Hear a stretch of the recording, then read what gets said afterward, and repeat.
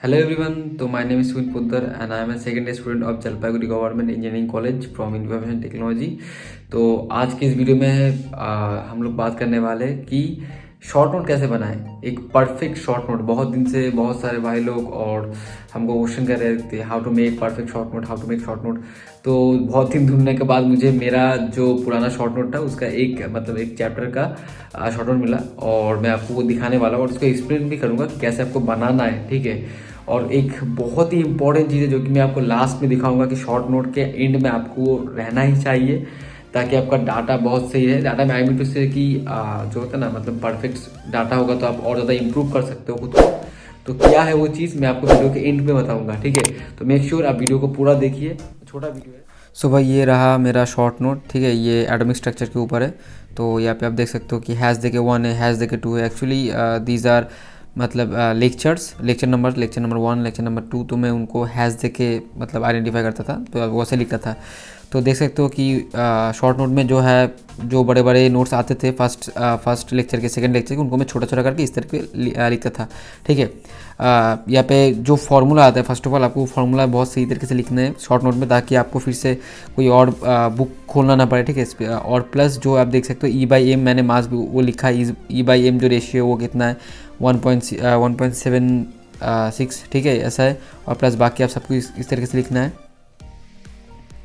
तो 2 नंबर वाला स्पेसिफिकल change of anode रे था और ऊपर E/M रेशियो है वो मैंने लिखा है 1.76 जो है, ठीक है। और नीचे #2 आपको क्या करना है, आपको इसी तरीके से जो भी चैप्टर है, चैप्टर के हर एक लेक्चर से अगर आप लेक्चर करते हो PW के, तो वहाँ से आपको जो भी इम्पोर्टेंट लगता है काइंड ऑफ जो इम्पोर्टेंट लाइक आप फार्मूला पकड़ लो, उसके बाद कोई इक्वेशन पकड़ लो और प्लस उनके जो वैल्यू होता है, जैसे मैंने E/M का वैल्यू लिखा है जो आपको याद रखना पड़ेगा, वो सब आपको लिखना पड़ेगा। यहाँ पे आप देख सकते हो मैंने लिखा है F = K × Q1 × Q2/R², ठीक है। देखो हैंड राइटिंग को छोड़ देना, हैंड राइटिंग मेरा ख़राब है तो वो थोड़ा मैनेज कर लेना। देख के अगर बोलो कि हैंड राइटिंग यहाँ पे ख़राब है, यहाँ पे स्पेलिंग मिस्टेक है, तो ये सब सिर्फ मतलब केयर मत करो, आप सिर्फ देखो कि किस तरीके से लिखना है, ठीक है। R0 = ऐसा मैंने किया जो बहुत ज़्यादा यूज़ होने वाले हैं और जो आपको लगता है कि ना नहीं ये जो फॉर्मूला है दोज आर इम्पॉर्टेंट्स, ये सब आ सकते। आपको एक और चीज़ का ध्यान रखना, मतलब इसी तरीके से आपको लिखते आना ताकि देखो ऐसा होता है कि बहुत सारे क्वेश्चन ऐसा भी होता है जहाँ पे आपको बार बार एक ही टाइप के इक्वेशन आता है, एक ही टाइप के जो है फॉर्मूला काम में आता है। तो उस टाइप को क्वेश्चन को आपको मतलब और फॉर्मूला को आपको लिख लेना है ताकि आपको बार बार बुक ना खोलना पड़े, ठीक है। आप देख सकते हो मैंने लिखा है। तो फार्मूला बहुत ही इंपॉर्टेंट है, जो बहुत ज़्यादा इंपॉर्टेंट फार्मूलाज है वो भी मैंने लिख के रखा है। एक्चुअली ये जो शॉर्ट नोट है ये एक्चुअली इंपॉर्टेंट है, जो इंपॉर्टेंट है वही चीज़ मैंने यहाँ पे लिखा है बहुत सारे वीडियो देखने के बाद। अब देख सकते हो लेक्चर नंबर भी मैंने दिया है, ठीक है।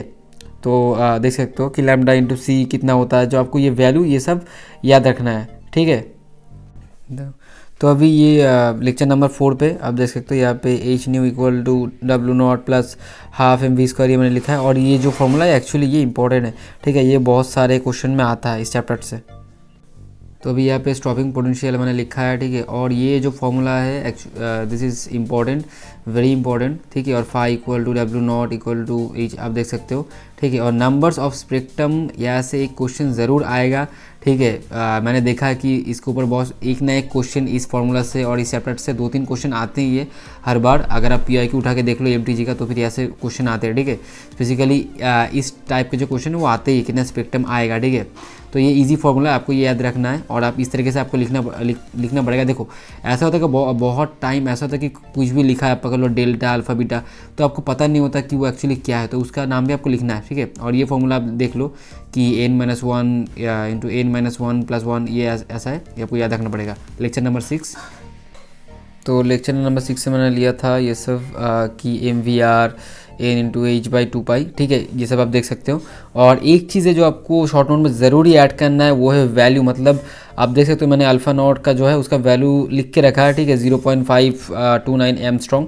तो आपको इस तरीके से लिखना है कि कितना वैल्यू होगा, ठीक है। तो VN इन सब का वैल्यू बहुत सा, बिकॉज आपको पता है कि मैक्सिमम जो क्वेश्चन होते हैं उनमें जो इक्वेशन में जो टर्म्स होता है उनका जो एक स्पेसिफिक वैल्यू होता है इन केमिस्ट्री, तो आपको वो याद रखना पड़ेगा ताकि बार बार या मतलब मगअप करना पड़ेगा। एक क्लियर चीज़ आपको वो सब मगअप करना पड़ेगा, याद नहीं रखोगे तो कुछ नहीं होगा, ठीक है। केमिस्ट्री ऐसा सब्जेक्ट है। और बाकी सारे सब्जेक्ट में हम कर सकते हो ऐसे।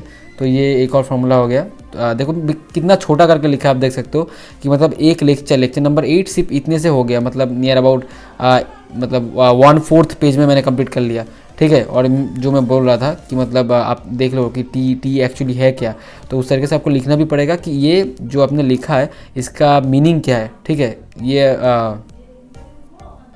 तो वह नीचे एक और फार्मूला है, ठीक है। ये सब फार्मूला आपको याद करना पड़ेगा, मैं ये आपको लास्ट में दे दूंगा, ठीक है, जो मैंने लिखा है इस चैप्टर के बारे में शॉर्ट नोट।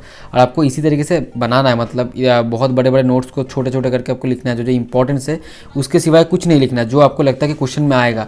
देख सकते हो मैं वैल्यू ऐड किया है, क्वेश्चन के लिए जो सबसे ज़्यादा इंपॉर्टेंस है वो सब फॉर्मूला ऐड किया है। और एक चीज़ जो आपको लिखना है कि भाई ये जो है आप टर्म देख सकते हो, लेकिन इसको कहते क्या है, साय आपको बोलते हैं, लेकिन आपको ये भी ऐड करना पड़ेगा कि भाई ये दिखता है ऐसा, इसका नाम ये है। बहुत टाइम ऐसा होता है कि इक्वेशन बहुत सारे होते हैं केमिस्ट्री में, तो आपको बहुत सारे टर्म्स आप भूल जाते हो, तो वो भी आपको लिखना पड़ेगा। हो सकता है कि आप अलग से पेज बनाओ मतलब हर एक टर्म्स के लिए, तो वो और ज़्यादा अच्छे होंगे, ठीक है। तो भाई लेक्चर नंबर 11। और एक चीज़ है नंबर ऑफ एंगुलर नोड, ये क्वेश्चन भी बहुत ज़्यादा आता है इस फॉर्मूला से। और एक चीज़ है जो केमिस्ट्री का जान है, काइंड ऑफ समझ लो दैट इज़ एक्सेप्शन। जो भी एक्सेप्शन है आपको वो ज़रूर नोट डाउन करना है। अगर किसी चैप्टर में ऐसा है कि ये एक्सेप्शन है, आपको पता है कि केमिस्ट्री में एक्सेप्शन भर भर के है और उन्हीं से बहुत ज़्यादा अच्छे अच्छे क्वेश्चन बनते हैं। तो अगर आपने एक्सेप्शन को अच्छी तरीके से समझ लिया, पढ़ लिया, तो फिर आप बहुत अच्छे अच्छे क्वेश्चन को भी हिला सकते हो।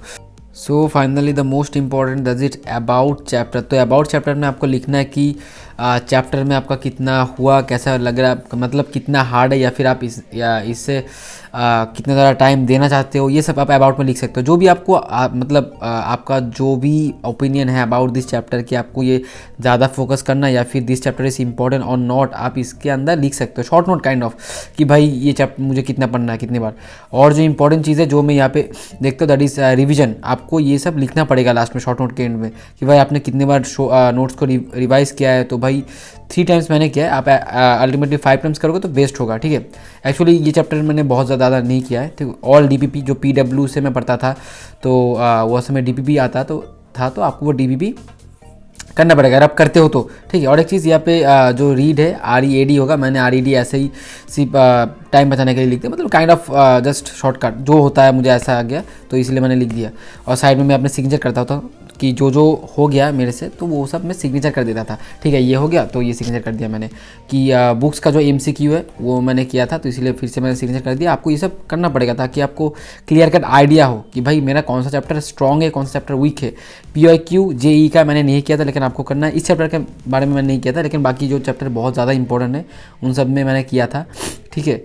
और जो PYQ WJ का है वो मैंने किया था, तो आप सिग्नेचर देख सकते हो, ठीक है। बुक हॉर्स जो होता है ना, हॉर्स आप लास्ट में देखोगे तो बहुत सारे हॉर्स होता है। हॉर्स मीन्स बहुत ज़्यादा इंपॉर्टेंट जो क्वेश्चन है वो सब होते हैं वहाँ पे, तो आप वो वहाँ से भी बहुत सारे क्वेश्चन आते हैं, ठीक है। WJ में एक्टिव रिकॉल आपको करना है, और DPP रिवाइज और PYQ WJ रिवाइज रिवीजन ये सब भी हो तो बहुत ही अच्छा है, ठीक है। आपको ये सब करना पड़ेगा। तो भाई अभी इस वीडियो का जो भी शॉर्ट नोट है वो मैं आपको साइड बाय साइड देता जा रहा हूँ, तो आप चाहते हो तो आप स्क्रीनशॉट ले सकते हो, ठीक है, आपको अगर लगता है तो। और अगर कोई भी स्पेलिंग मिस्टेक है या फिर कहीं पे गलत है तो उसको जस्ट स्किप करिए। आप सिर्फ ये समझिए कि आपको कैसे करना है शॉर्ट नोट, ठीक है। बहुत लोगों को पता नहीं कैसे शॉर्ट नोट करना पड़ता है, ठीक है। अगर हो सकता है कहीं भी स्पेलिंग मिस्टेक तो भूल जाइए, ऐसे मत कर लो कमेंट में भर दो भाई तुमने ये लिखा है, ये गलत लिखा है, ठीक है। इन सब मत जाओ, एक बेसिक आइडिया ले लो और कर लो। बिकॉज जब मैं शॉर्ट नोट कर रहा था तो मैं जस्ट अपने लिए करता था भाई कि मुझे समझ आ रहा है, कर लो। अगर स्पेलिंग मिस्टेक है होता है भाई, because I am from Bengali board, ठीक है, तो मुझे इंग्लिश बहुत अच्छी तरीके से नहीं आता, ठीक है। अभी आ गया थोड़ा थोड़ा करके, बिकॉज अभी सब कुछ इंग्लिश में होता है, दैट्स व्हाई, ठीक है। कृष्णा कहते हैं कि कोई कुछ भी बोले, बस अपने काम के प्रति लगन के साथ खुद को शांत रखो, क्योंकि धूप कितनी ही तेज हो समुद्र को सूखा नहीं सकती। आई होप कि आपको ये वीडियो पसंद आया, ठीक है। इसके बाद बहुत ही जल्दी आएगा वीडियो की, ऐसा बहुत सारे भाई लोग और बहनें लोग ये क्वेश्चन कर रहे थे कि भैया एटलीस्ट कितने मार्क्स में, मिनिमम मार्क्स में मुझे DDC में IT मिल जाएगा, CSC मिल जाएगा, सिविल मिल जाएगा। तो इसके ऊपर मैंने एक वीडियो बहुत ही जल्दी आऊँगा। इसका जो नेक्स्ट वीडियो होगा वो इसी टॉपिक के ऊपर होगा, ठीक है। हिंदी थोड़ा कच्चा है, ठीक है, एडजस्ट कर लेना। और उसमें मैं SC OBC A और जो है जनरल का, इन 3 कैटेगरी के लिए आपको बताऊंगा, ठीक है।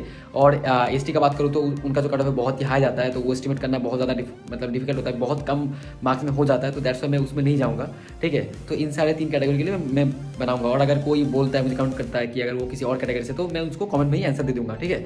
तो कोई दिक्कत नहीं, तो make sure subscribe my channel, ताकि आपको और ज़्यादा इस तरह के अच्छे वीडियो मिले, ठीक है। और नेक्स्ट जो वीडियो आएगा वो भी आप देख सकते हो। तो मिलते हैं नेक्स्ट वीडियो में, तब तक के लिए टाटा, वंदे मातरम। मेक श्योर पढ़ते रहो, ठीक है, सामने एग्जाम आ रहा है।